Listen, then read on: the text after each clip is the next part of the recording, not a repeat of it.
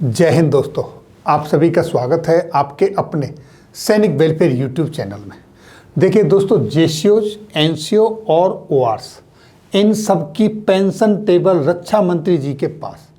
क्या वजह है, क्यों आर्टिकल 14 का उल्लंघन किया गया, किसने किया, किस वजह से हुआ, इस सब की जानकारी के लिए ये एक टेबल प्रिपेयर की जो रक्षा मंत्री जी के पास पहुंचाई है। किसने पहुंचाई? ये पहुंचाई दोस्तों voice of ex serviceman society के नेशनल कोऑर्डिनेटर मिस्टर वीर बहादुर सिंह जी ने।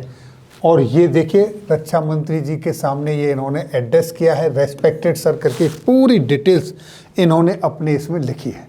अब ये सारी पढ़ के बताना समझाना बहुत टाइम लगेगा, इसलिए मैं आपको बहुत ही संक्षिप्त में सीधे टेबल पर ले चलता हूं और वो आपको बताता हूं।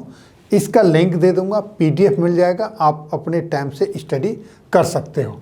तो देखिए दोस्तों, 5 अगस्त 2022 को ये voice of ex serviceman society की तरफ से एक टेबल है जो डिसेबिलिटी पेंशन के बारे में है। और इसमें बताया गया है कि चौथे पे कमीशन के टाइम पर एक जो सिपाही हैं उनको कितनी डिसेबिलिटी पेंशन मिलती थी, और एक जो अधिकारी हैं यानी कि कहाँ से शुरू होते हैं, ऑनररी लेफ्टिनेंट से, यहाँ से लेकर और COS, chief of army staff, इन तक एक रेंज था। यानी सिपाही, नायक और हवलदार को 450 रुपये डिसेबिलिटी पेंशन मिलती थी। वहीं दोस्तों नायब सूबेदार, सूबेदार और सूबेदार मेजर को ये मिलती थी दोस्तों 550 रुपये, और ऑनररी लेफ्टिनेंट से लेकर चीफ ऑफ आर्मी स्टाफ तक ये थी 750 रुपये। ये चौथे पे कमीशन के टाइम पर। और इस समय जो इसमें अंतर था वो अंतर था दोस्तों मात्र 300 रुपये का, यानी कि 450 से लेके और 750, सिर्फ 300 रुपये का अंतर था। अब 5वें पे कमीशन में ये कितनी बढ़ी आप देखिए। सिपाही के लिए और हवलदार तक ये 1550 रुपये हुई, जेसीओज के लिए 1900 रुपये हुई, और दोस्तों ऑनररी लेफ्टिनेंट से लेके यहाँ तक इनकी पेंशन 2600 रुपये इस तरीके से बढ़ी। छठे पे कमीशन में भी जो बढ़ोतरी थी वो सिमिलर थी। और दोस्तों 2011 में इसको रिवाइज किया गया सर्कुलर नंबर 456 के मुताबिक। तो यहाँ पर देखिए दोस्तों, सिपाही से हवलदार की पेंशन सेम रही, और यहाँ नायब सूबेदार, सूबेदार, सूबेदार मेजर, इनकी पेंशन रैंक वाइज अलग डिफरेंट होता चला गया और 27,000 पे पहुँच गई। इसी तरीके से ये नेट इंक्रीज जो हुआ, यहाँ पर देखिए सिपाही के लिए, नायक के लिए, हवलदार के लिए कोई भी परिवर्तन नहीं हुआ, बिल्कुल नहीं बढ़ी, ये एज इट इज़ रही।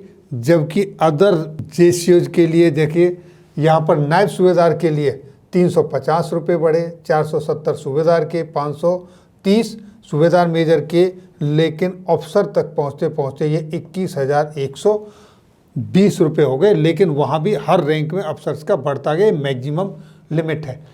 अब ये जब हम 7वें पे कमीशन पर आते हैं तो ये बढ़ के हो जाता है दोस्तों 1176%, यानी कि कितना बड़ा ह्यूज डिफरेंस यहाँ पर हुआ है। अब इसको देखें तो अब बढ़ोतरी किस तरीके से हुई। देखिए दोस्तों, 4th पे कमीशन में अंतर कितना था, 300 रुपये, और ये 5th पे कमीशन में अंतर हो गया 1050 रुपये का, और 6th पे कमीशन में ये डिफरेंस हो गया 2370 रुपये का।